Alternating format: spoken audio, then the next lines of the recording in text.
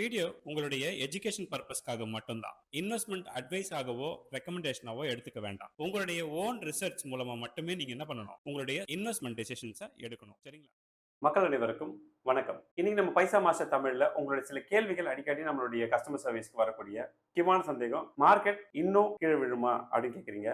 இதோட மார்க்கெட் வந்து நின்று மேல வளருமா அப்படிங்கிறது இன்னொரு கேள்வியா இருக்கு. இல்ல இந்த மாதிரி நேரம் மார்க்கெட் விழுந்திருக்கு, நான் ஆவரேஜ் பண்ணட்டுமா, இன்னும் நான் நிறைய எடுத்துட்டு வந்து இன்வெஸ்ட் பண்ணட்டுமா அப்படின்னு கேக்குறீங்க. அதாவது இந்த மாதிரி சூழ்நிலையில எப்படி ஒரு இன்வெஸ்டர் ரியாக்ட் ஆகணும்னு தெரியாம கொஞ்சம் நீங்க வந்து ஒரு பதட்டப்படுறீங்க அப்படிங்கிறது மட்டும் புரியுது.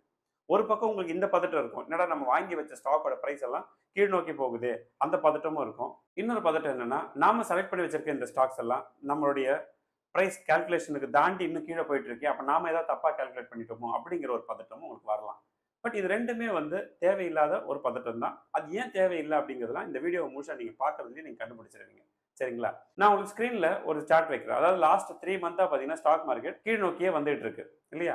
சோ இப்படி கீழ் நோக்கி வரக்கூடிய இந்த ஸ்டாக் மார்க்கெட்ல உங்களுக்கு என்ன புரியுது அப்படிங்கிறத பாருங்க. அதாவது ஜனவரில இருந்து நான் சொல்றேன், ஜனவரில இருந்தே உங்களுக்கு மார்க்கெட் வந்து கீழ் நோக்கி வந்தது. பிப்ரவரில எல்லாம் என்ன சொன்னீங்க, இப்ப கன்சிடரபிள் ஸ்டேஜா வந்துருச்சு, மார்க்கெட் கீழே வந்துருச்சு, அப்ப நம்ம கன்சிடர் பண்ண வேண்டிய டைம் தானேன்னு கேட்டீங்க இல்லையா?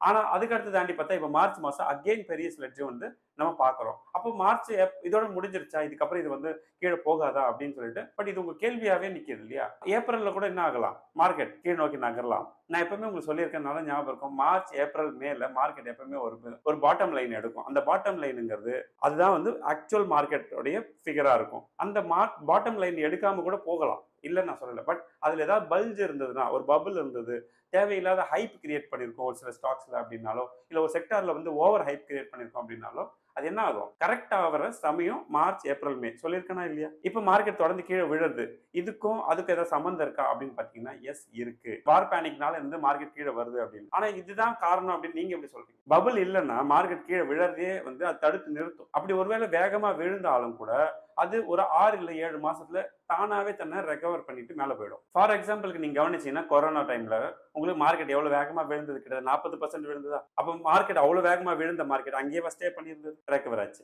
2008ல கிரைசிஸ் வந்தது, அப்போ எல்லா கம்பெனியும் அஃபெக்ட் ஆகும், எல்லா செக்டாருக்கும் பிரச்சனை, என்னென்னமோ சொன்னாங்க.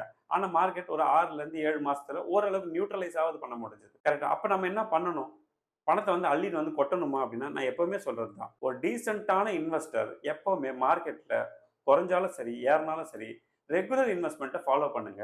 ரெகுலரா ஒரு விஷயம் செய்வீங்கல்ல, இந்த மாசம் நான் 20,000 ரூபாய் எடுத்து வைக்க போறேன், ஏன்னா உங்களுக்கு கமிட்மெண்ட் இருக்கு, அதுல ஒரு குறிப்பிட்ட தொகை தான் நம்ம எடுத்து வச்சு சேர்த்து வைக்கிறோம் ஃபியூச்சருக்குன்னு வச்சுக்கோங்க. அப்படி இருக்கும்போது அந்த தொகை என்னவோ அதை மட்டும் நீங்க இதுல இன்வெஸ்ட் பண்ணுங்க. கடன் வாங்கிட்டு வந்து இன்வெஸ்ட் பண்றது, எம்டிஎஃப் யூஸ் பண்ணி இன்வெஸ்ட் பண்றது, அதெல்லாம் இந்த சமயத்துல வந்து நாட் அட்வைசபிள். இந்த மாதிரி சமயத்துல இல்லை, எந்த மாதிரி சமயத்திலயுமே பொதுவாக அது அட்வைசபிள் கிடையாது. அப்ப ரெகுலரா உங்களோட பணம் எவ்வளவு போட போறீங்க? 20,000 ரூபாய், இல்ல 25,000 ரூபாய், 30,000 ரூபாய், நீங்க டிசைட் பண்ணி வச்சிருப்பீங்கல்ல, அதை இன்வெஸ்ட் பண்ணுங்க போதும். அதை போட்டுட்டு மனசை உழைப்பிக்காதீங்க. ஏன்னா அடுத்த மாசம் மார்க்கெட் திரும்பவும் கீழே விழலாம், விழாதுன்னு ஏதாவது கேரண்டி இருக்கா? அப்ப விழும்போது அப்போ வந்து ஐயோ நான் எல்லா பணத்தையும் இதுலயே போட்டுட்டேன், இப்ப விழுந்திருக்கேன் அன்னைக்கு வந்து பதட்டப்படப்படும். அப்ப நீங்க அந்த சமயத்துல நீங்க இன்வெஸ்ட் பண்றதுக்கு அந்த மாசத்துக்கான பணத்தை எடுத்து நம்ம என்ன பண்ணலாம், இன்வெஸ்ட் பண்ணலாம். என்னோட ஆஃபீஸ்ல கஸ்டமர் சப்போர்ட்ல எந்த எக்ஸிகூட்டிவ் நீங்க கேட்டீங்களோ இதுதான் சொல்லுவாங்க. சார் 20,000 ரூபாய் இன்வெஸ்ட் பண்ண போறீங்களா, 5,000 5,000 பிரிச்சுக்கோங்க, இல்ல 10,000 10,000 பிரிச்சுக்கோங்க, ஒரு 2 இன்வெஸ்ட்மெண்ட்டாவோ 3 இன்வெஸ்ட்மெண்ட்டாவோ கூட பண்ணுங்க, மொத்தமா எந்த பணத்தையும் போடாதீங்க. ஏன்னா இது மார்ச் ஏப்ரல் சீசன், மார்ச் ஏப்ரல்ல மட்டும் அப்படி பண்ணணும் அப்படின்லாம் எதுவும் கிடையாது. எந்த காலத்திலுமே இன்வெஸ்ட்மெண்ட்டை நீங்க பீரியாடிக்கலா எடுங்க, லம்சமா எடுக்கவே எடுக்காதீங்க. அது என்னைக்குமே நமக்கு ரிஸ்க். அது பிரச்சனை தான் வரும்னு நான் சொல்ல வரல, பட் அது ரிஸ்க் இல்லையா? அதுல ஏன் நம்ம போய் மாட்டிக்கணும்? இப்ப இந்த கேள்வி என்னன்னா, இப்ப மார்ச் மாசம் இல்ல இது வார் பேனிக் அப்படின்னு சொன்னீங்கன்னா, நம்ம நினைக்கிறோம் இது வார் பேனிக்னால தான் மார்க்கெட் இப்ப கீழே வந்துட்டு இருக்கு. கரெக்ட், நம்ம சொல்றதுக்கு காரணம் என்ன?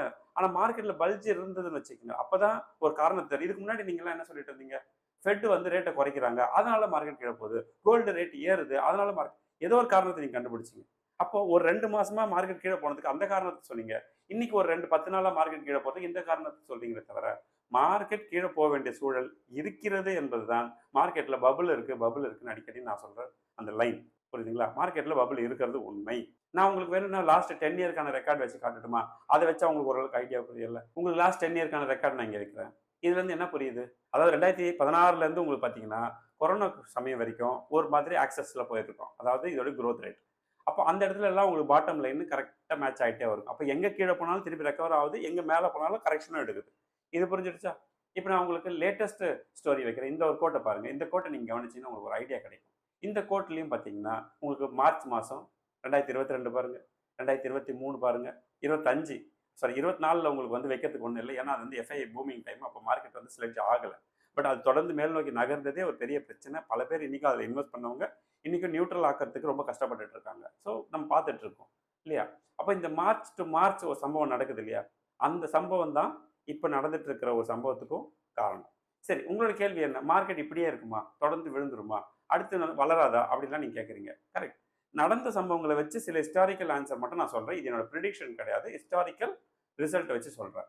அதாவது Q1 அல்லது Q2 இதோட ரிசல்ட் வந்து பாசிட்டிவா இருந்ததுன்னா, சில நிறுவனங்களுக்கு பாசிட்டிவா இருக்கிறத பொறுத்து இது வந்து என்ன ஆகும்னா ரெக்கவர் ஆகும். முக்கியமா யாருக்கெல்லாம் வந்து பாசிட்டிவா இருக்கணும் தெரியுமா? இந்த நிஃப்டியில இருக்கக்கூடிய சில கம்பெனி இருக்குல்ல, அந்த நிஃப்டி 50 அப்புறமா இந்த BSE 30 இந்த கம்பெனிங்களுக்கு ரெக்கவரி கிடைச்சதுன்னா மட்டும்தான் மற்ற கம்பெனிக்கு ஷேர் பிரைஸ் கிடைக்கிறதுக்கு வாய்ப்பு இருக்கு. பொறுமையா இருங்க, ரெகுலர் இன்வெஸ்ட்மெண்ட்டை ஃபாலோ பண்ணுங்க அப்படிங்கிறது தான் நான் சொல்ல வந்தேன். ஸோ இப்போ நீங்க இன்னொரு கேள்வி கேட்கலாம். இப்போ உங்களுக்கு பார்த்தீங்கன்னா கேஸ் வந்து தட்டுப்பாடு இருக்குது தானே, அப்போ தட்டுப்பாடு இருக்குன்னா நிறைய பிஸ்னஸ் பாதிக்கப்படுமே, அதையெல்லாம் எப்படி நம்ம வந்து ஹேண்டில் பண்றது அப்படின்னு.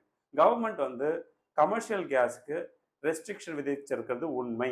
நல்லா பார்த்தீங்க, கமர்ஷியல் கேஸுக்கு ரெஸ்ட்ரிக்ஷன் விதிச்சிருக்காங்க. ஏன்னா கமர்ஷியல் கேஸ் வாங்குறதுக்கு எந்த ட்ராக்கிங் சிஸ்டமும் கிடையாது. அவங்க என்ன பண்ணலாம்னா அதெல்லாம் ஸ்டோரேஜ் பண்ணி வைக்கிறங்கிற பேரில் டிமாண்டை ஆர்டிஃபிஷியலாக கிரியேட் பண்ண வாய்ப்பு இருக்குங்கிறதுனால அதை வந்து என்ன பண்ணியிருக்காங்கன்னா இப்போதைக்கு டைம்லேயே ஒரு பிரேக் கொடுத்துருக்காங்க. அப்படின்னா என்ன அர்த்தம்? அப்போ ஸ்கேர்சிட்டி இருக்கு அப்படின்னு அர்த்தம் கிடையாது. கவர்மெண்ட் இது வரைக்கும் எந்த இடத்துலையுமே அஃபிஷியலாக சொல்லவும் இல்லை ஸ்கேர்சிட்டி இருக்கு அப்படின்ட்டு. பட் ஸ்டில் நீங்களும் புரிஞ்சுக்க வேண்டிய இடம்னா, இப்போ மார்க்கெட் ஒரு 20% கீழே விழுதுன்னு வச்சுங்களேன், அன்னைக்கு ஸ்டாக் மார்க்கெட் ஸ்டாப் பண்ணிடுவோம். ஏன் ஸ்டாப் பண்றாங்க? மார்க்கெட் யாரும் பண்ணவே கூடாதுன்னா கிடையாது. அந்த பேனிக் சுச்சுவேஷனை எப்படி ஹேண்டில் பண்றதுன்னு ஒரு டைம்லி ஒரு பிரேக் கொடுப்பாங்க. அதே மாதிரி தான் இப்போ கமர்ஷியல் கேஸ்லாம் உங்களுக்கு சேல்ஸ் இல்லை, ஹோட்டல்ஸு அப்புறம் business, small scale business, restaurant இவங்களுக்கெல்லாம் மட்டும் ரெஸ்ட்ரிக்ஷன் கொடுத்துருக்காங்க. புரியுதுங்களா? இது ஸ்கேர்சிட்டினால இல்லை, இது just to regulate the supply chain. அடுத்தது பார்த்தீங்கன்னா வீடுங்களுக்கு பார்த்தீங்கன்னா லிமிட் வந்து செட் பண்ணியிருக்காங்களே அப்படின்னு சொல்லலாம். இதுக்கு முன்னாடி அன்லிமிட்டடாக வாங்குற ஆப்ஷன் இருந்தது, மானியம் இல்லாமல் நம்ம வாங்க முடியும் அப்படின்னு சொல்லியிருக்கலாம். ஆனால் இப்போ ஏன் அதை கொடுக்குறாங்கன்னா இதை பயன்படுத்தி என்ன பண்ணுவாங்க நிறைய பேர், அதிகமான கேஸஸை வாங்கி வச்சாங்கன்னா ஆர்டிஃபிஷியலாக என்ன ஆகும், சப்ளை இல்லாமல் போகும். அதனால என்ன பண்ணுறாங்கன்னா 28 நாள், அதாவது மாதத்துக்கு ஒரு கேஸ் தான் நீங்கள் வாங்கணும் அப்படின்னு ஒரு ரெஸ்ட்ரிக்ஷன் கொண்டு வந்திருக்கலாம். ஆனால் இது இப்படியே கண்டினியூ ஆகாது, இது மாறிவிடும், நார்மலைஸ் ஆகிவிடும். இது தெரியாமல் நம்மளாம் என்ன பண்ணிட்டு இருக்கோம்னா நம்ம வண்டியை கொண்டு போய் பெட்ரோல் பங்க்ல நிப்பாட்டி கியூ ஒட்டி ஏதாவது சும்மா நிற்கிற வண்டியிலலாம் பெட்ரோல் போட்டு வைக்கிறது, கேன் கொண்டு போய் பிடிச்சி வைக்கிறது, டீசல் பிடிச்சி வைக்கிறது, இப்படி நிறைய பேர் பண்ண ஆரம்பிச்சுட்டாங்க. இதுவே பாருங்க ஒரு 4-5 நாளுக்கு டம்ப் ஆயிரும் அப்படிங்க. ஆனால் நேற்றெல்லாம் பார்த்தீங்கன்னா பெட்ரோல் பங்க்ல பயங்கர கியூ, கோயம்பேடு சைட்லையும் சரி பெரிய பெரிய ரோட்ல எல்லாம் பார்த்தீங்கன்னா நிறைய காருக்கு ஒரு 50-60 கார் 100 காருன்னு தொடர்ந்து நின்னது உண்மைதான். ஆனால் ஸோ இன்னைக்கு நான் காலையிலேருந்து செக் பண்ணிட்டு இருக்கேன், பல பெட்ரோல் பங்க்ல டீசலும் அவைலபிளா இருக்கு, பெட்ரோலும் அவைலபிளா இருக்கு. அப்போ எப்படி அவங்களுக்கு மட்டும் கிடைக்குது? அப்போ அந்த ஆர்டிஃபிஷியல் ஸ்கேர்சிட்டி உருவாகிறது இயல்பு தான். மக்களுக்கு ஒரு பதட்டம் வரும், ஐயோ நம்ம நாளைக்கு வந்து பெட்ரோல் போடலன்னா இந்த ஒரு வாரத்துக்கு எப்படி ஓட்டுவோம், ஏதாவது பிரச்சனை வந்துட போதுன்னு 1 லிட்டர் 2 லிட்டர் போட்டுட்டு இருந்தவங்க, டெய்லி போட்டுட்டு இருந்தவங்கலாம் இப்போ என்ன பண்றாங்க, டேங்க் ஃபில் பண்ண ஆரம்பிக்கிறாங்க. டேங்க் ஃபில் பண்ண ஆரம்பிச்சா என்ன ஆகும்? ஒவ்வொருத்தரும் டேங்க் ஃபில் பண்ண ஆரம்பிச்சாங்கன்னா பெட்ரோல் பங்க்லேயும் அவங்க கிட்ட ஸ்டாக் தீர்ந்து போகிறதுக்கு சான்ஸ் இருக்கு. அவங்க நெக்ஸ்ட் ஆர்டர் வர வரைக்கும் வெயிட் பண்ணணும். இதெல்லாம் நடக்கும், நான் இல்லைன்னு சொல்ல. பட் பேனிக் ஆகணுமானா நாட் நெசசரி அப்படின்னு சொல்ல வரேன். இப்போ புதுசாக ஒரு கோரிக்கை ஒன்று வச்சிருக்காங்க. அதாவது இந்த ஹோட்டல்ஸ், ரெஸ்டாரண்ட்டு, அதுக்கப்புறம் யாரு இந்த ஸ்மால் ஸ்கேல் பிஸ்னஸ் பீப்புளுக்குலாம் வந்து கரண்ட் ஸ்லாப் தமிழ்நாடு கவர்மெண்ட் கிட்ட கேட்டிருக்காங்க. எங்களுக்கு அந்த காஸ்ட்டை வந்து நீங்கள் என்ன பண்ணலாம், புது ஸ்லாப் கொடுக்கலாம் இந்த வார் பேனிக் முடிகிற வரைக்கும் கேட்டிருக்காங்க. அது கவர்மெண்ட் கொடுக்குதா கொடுக்கலையாங்கிறது ரெண்டாவது. பட் எதனால கேட்குறாங்க அப்படின்னு பார்த்தீங்கன்னா, நாங்கள் இப்போ கேஸை வச்சு யூஸ் பண்ணக்கூடிய பல விஷயங்களை நாங்கள் என்ன பண்ணலாம், எலக்ட்ரிக் அடுப்பு யூஸ் பண்ணலாம், எலக்ட்ரிக்கல் ஐட்டம்ஸ் யூஸ் பண்ணி நாங்கள் எங்கள் வேலையை பண்ணிக்க முடியும் அப்படின்னு அவங்க நினைக்கிறாங்க. கரெக்ட், அவங்க நினைக்கிறது தப்பு கிடையாது. பட் கவர்மெண்ட் கொடுக்குமா கொடுக்காதாங்கிறதெல்லாம் it depends on the supply chain. சரி, அது நடக்கிறது நடக்கட்டும். ஆனால் இங்கே என்ன நடக்குதுன்னா, ஒருவேளை இன் ஃபியூச்சரில் கரண்ட் தயாரிக்கிற கம்பெனிகளெல்லாம் பெரிய லாபம் வந்துட போகுதுன்னு சொல்லிட்டு மார்க்கெட் இவ்வளோ அமளி கூட நல்ல பாருங்க, இந்த எனர்ஜி கம்பெனி, எனர்ஜி செக்டார்ஸ் எல்லாம் என்ன ஆயிட்டு இருக்கு, மார்க்கெட் மேல் நோக்கி நகர்ந்துட்டு இருக்கு. இதெல்லாம் சும்மா ஒரு நியூஸ் தான். நாளைக்கு திரும்ப ஏறின எல்லா மார்க்கெட்டும் கீழே வரும், அப்படிலாம் நிற்காது. ஸோ இது ரெக்கவர் ஆகிடும். பட் அதுக்காக மேலே போகக்கூடாது அப்படின்லாம் சொல்ல வரல, போகுதுங்கிறது தான் நான் உங்களுக்கு சொல்ல வந்தேன். அடுத்தது போன 30 வருஷத்துல இந்தியா மாதிரியான ஒரு கண்ட்ரிக்கு இந்த மாதிரி பெட்ரோல் டீசல் ஸ்கேர்சிட்டி வந்திருக்கா அப்படின்னு கேட்டிங்கன்னா, நேரடியாக ஸ்டாக் இல்லை, ஸ்டோரேஜ் இல்லை, அதனால வந்ததுன்னு எந்த ரெக்கார்டும் கிடையாது. ஆனால் ஸ்கேர்சிட்டி வந்திருக்கு. எப்படி வந்திருக்குன்னா, இப்போ நீங்கள் எடுத்து பெட்ரோல் பங்க் ஸ்ட்ரைக் நடந்திருக்கும், இல்லைன்னா லாரி ஓட்டுறவங்கலாம் ஸ்ட்ரைக் பண்ணியிருப்பாங்க, அதாவது சப்ளை பண்ண மாட்டேனாங்க எங்களுக்கு வந்து. அப்போ நான் பெட்ரோல் வந்து பெட்ரோல் பங்குக்கு வர்றது நின்னோட, லாரி வரலன்னா எப்படி பெட்ரோல் பங்கு பெட்ரோல் வரும்? இந்த காரணத்தினால இருக்கலாம். இல்லை பெட்ரோல் பங்க் ஊழியர்களே வந்து ஸ்ட்ரைக் பண்ணியிருக்கலாம். இந்த மாதிரியான பிரச்சனைகள்னால நமக்கு வந்து ப்ராப்ளம் வந்திருக்குதே தவிர, நேரடியாக ஸ்டோரேஜ் இல்லை, ஸ்டாக் இல்லை, அதனால வந்து உங்களுக்கு கொடுக்க முடியலன்னு போன 30 வருஷத்துல நமக்கு எந்த பிரச்சனையும் வரல. இன் ஃபியூச்சர்லையும் அந்த மாதிரியான பிரச்சனைகள் வராதுன்னு கவர்மெண்ட் சைடில் சொல்லியிருக்காங்க. வரவே வராதுன்னா நான் சொல்லலை, வருவதற்கான வாய்ப்புகள் ரொம்ப குறைவாக இருக்குது. பட் நாம தான் பேனிக்கை உருவாக்கி அதை வந்து ஸ்கேர்சிட்டியை உருவாக்குறோமோ அப்படிங்கிறது தான் இப்போ நான் உங்ககிட்ட டிஸ்கஸ் பண்ணிட்டு இருக்கேன். ஆஸ் எ இன்வெஸ்டர் நம்ம தைரியமாக என்ன பண்ணணும்? அள்ளின்னு வந்து பணம் போடுற வேலையும் செய்யக்கூடாது, பேனிக்கில் எக்ஸிட்டும் கொடுத்துடக்கூடாது. ஸோ ரெண்டையுமே செய்யாமல் ஸ்டே காம்ங்கிறத ரெகுலராக உங்களோட இன்வெஸ்ட்மெண்ட் என்னவோ அதை மட்டும் பண்ணிட்டு வாங்க. உங்களோட இன்வெஸ்ட்மெண்ட் பெட்டரான பொசிஷனுக்கு ஒரு 3 வருஷம் கழிச்சு போய் பாருங்க, இந்த இருக்கக்கூடிய ப்ரைஸ் எல்லாம் ஒரு கனவு உலகத்துக்கான ப்ரைஸாக மாறிடும். ஸோ கம்யூனிட்டியில் ஜாயின் பண்ணியிருக்கிற பல பேர் கேட்ட கேள்விக்கு சில பதில்கள் நான் இன்னைக்கு சொல்லியிருப்பேன். மேலும் ஏதாவது சம்பவங்கள் இந்த மார்க்கெட்டில் நடந்ததுன்னா நான் உங்களுக்கு கண்டிப்பாக அடுத்த வீடியோவில் இல்லை அடுத்த வாரம் நான் சொல்லுவேன். உங்களுக்கு ஏதாவது சந்தேகம் இருந்தால் கமெண்ட்ஸில் கொஸ்டின் கேட்டு வைங்க. நீங்கள் கேட்குற கேள்விகளுக்கு தான் நான் ரெகுலராக உங்களுக்கு பதில் சொல்கிறேன் இல்லையா? கம்யூனிட்டியில் ஜாயின் பண்ணாதவங்க டிஸ்கிரிப்ஷன் லிங்க் கொடுத்துருக்கேன், உடனே ஜாயின் பண்ணிக்கோங்க. இன்னும் ப்ரைஸ் அப்டேட் ஆகலை, இருக்கிற ப்ரைஸை நீங்கள் அங்கே செக் பண்ணிவிட்டு அதே ப்ரைஸில் நீங்கள் என்ன பண்ணலாம், கம்யூனிட்டியில் ஜாயின் பண்ணிக்கலாம். ஒரு வீடியோ இருக்கும், அந்த வீடியோ பாருங்கள், பிடிச்சிருந்தா ஜாயின் பண்ணுங்க இல்லையா? ரைட். நான் எப்பவுமே சொல்லுறேன், ஃப்ரெண்ட்ஸ் அண்ட் ஃபேமிலிக்கு காசு பணம் கொடுத்து உதவி செய்யறதை விட என்ன பண்ணலாம், இந்த மாதிரி இன்வெஸ்ட்மெண்ட்ஸ் ஐடியா அவங்க லைஃப்பில் பெரிய மாற்றத்தை ஏற்படுத்தும். அடுத்த ஒரு இன்ட்ரெஸ்டிங்கான வீடியோ சந்திப்போம். நன்றி, வணக்கம்.